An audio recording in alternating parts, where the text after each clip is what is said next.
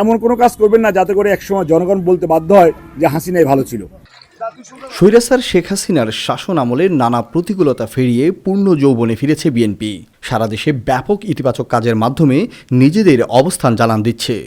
তারই ধারাবাহিকতায় বিএনপির ভারপ্রাপ্ত চেয়ারপারসন তারেক রহমানের নির্দেশে লক্ষ্মীপুর ২ আসনের সাবেক সংসদ সদস্য আবুল খায়ের ভূঁইয়ার দিক নির্দেশনায় উপজেলার বিভিন্ন স্থানে বন্যা দুর্গত মানুষদের জন্য খাদ্য সামগ্রী নিয়ে ছুটতে দেখা যায় লক্ষ্মীপুর জেলা বিএনপির সদস্য এবং রায়পুর উপজেলা বিএনপির সাধারণ সম্পাদক জেডএম নাজমুল ইসলাম মিঠুকে। স্থানীয় নেতাকর্মীদের সাথে নিয়ে মানুষদের বাড়ি বাড়ি গিয়ে ত্রাণ সামগ্রী পৌঁছে দিচ্ছেন তিনি। এছাড়া জেডএম নাজমুল ইসলাম মিঠু কৃষকদের চাষাবাদে উদ্বুদ্ধ করতে তাদের হাতে ধানের চারা তুলে দিতে দেখা যায়। এর বাইরেও বন্যা পরবর্তী মানুষদের চিকিৎসা সেবা নিশ্চিত করতে নানা কার্যক্রম পরিচালনা করা হচ্ছে রায়পুর উপজেলাতে।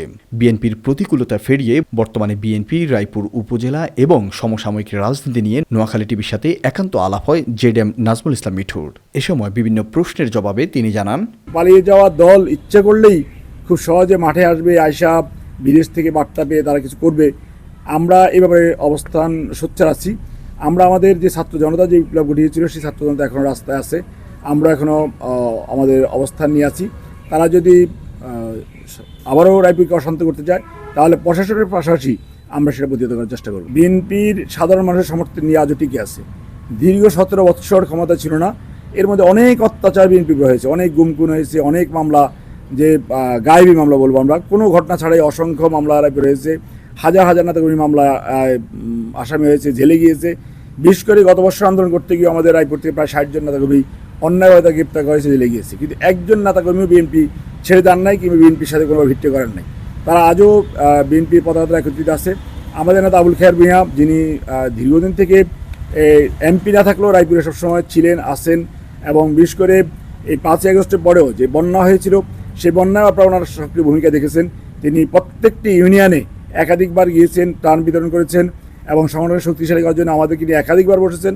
আমরা ওনার নেতৃত্বে রায়পুরে বিএনপি এখনও ঐক্যবদ্ধ আছি এবং আমরা আশা করি যে কোনো সময় যে কোনো নির্বাচনে আমরা প্রস্তুত। প্রশাসনের উপরে মানুষের যে অনাস্থা এবং ক্ষোভ ছিল সেটা যেন কোনোভাবে আর ফিরে না আসে, সেরকম ক্ষোভ যেন আবার তৈরি না হয়, আমরা সে ব্যাপারে প্রশাসনের দৃষ্টি আকর্ষণ করবো এবং তাদেরকে অনুরোধ করবো।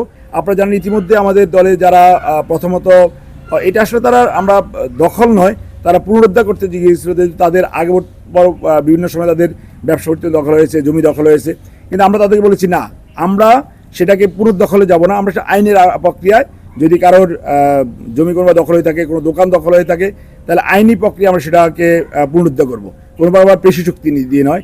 এবং আমরা চাচ্ছি জনগণ যাতে কোনোভাবেই আমাদের প্রতি অসন্তুষ্টি প্রকাশ না করে, জনগণ যাতে কোনোভাবে আমাদের উপর অনাস্থা না আনে, জনগণ যাতে কোনোভাবে বলতে না পারে যে বিএনপিও গত সরকারের মতো করতেছে। এই জন্য আমরা চেষ্টা করেছি জনগণকে খুশি রাখার জন্য, জনগণের চাওয়াকে পূরণ করার জন্য এবং একটি সুস্থ সুন্দর রায়পুর উপহার দেওয়ার জন্য।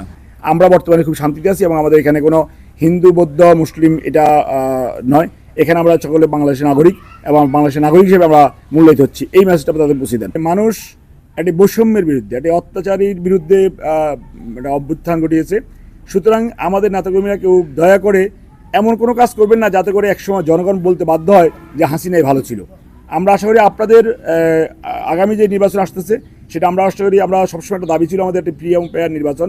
জনগণের তাদের ভোটাধিকারের মাধ্যমে তারা জনপ্রতিনিধি নির্বাচিত করবে, তাদের প্রতিনিধিত্ব করবে। সুতরাং দয়া করে আমরা যাতে করে সেই নির্বাচন, যে নির্বাচন আসতেছে সেই নির্বাচনে যাতে জনগণের কাছে ভোট চাইতে কোনো প্রশ্নের সম্মুখীন হতে না হয়, এরকম কোনো কর্মকাণ্ড আমাদের নেতাকর্মীরা দয়া করে করবেন না। বরঞ্চ আপনাদের ভালোবাসা, আপনাদের কর্মকাণ্ড দিয়ে জনগণের মন জয় করবেন, যাতে করে অন্ততপক্ষে জনগণ সানন্দ চিত্তে আমাদেরকে সমর্থন দেয় এবং আমাদেরকে তারা আগামী নির্বাচনে আমাদের পক্ষে কাজ করে।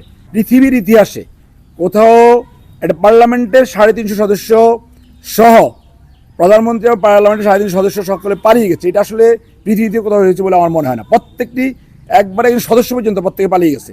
এটা তারাও প্রকল্প করছে, যার জন্য তাদের মধ্যে সে ভয় কাজ করতেছে। আপনি দেখেন রায়পুরে আমরা কিন্তু কাউকে দোয়াই নেই, কিন্তু তারা নিজেই পালিয়ে গেছে, কারণ তারা জানে তারা অপকর্ম করছে, মানুষ তাদের ক্ষেপে আছে।